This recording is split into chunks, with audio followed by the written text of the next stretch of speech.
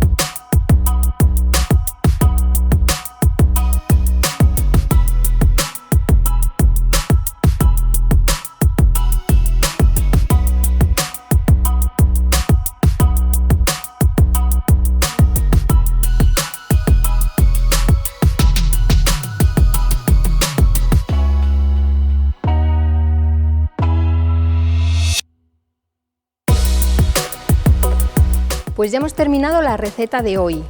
¿Habéis visto qué vistosas nos han quedado las galletas de mantequilla?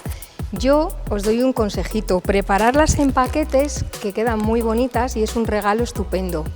Espero que os guste mucho la receta que hemos preparado y que nos sigáis en el canal.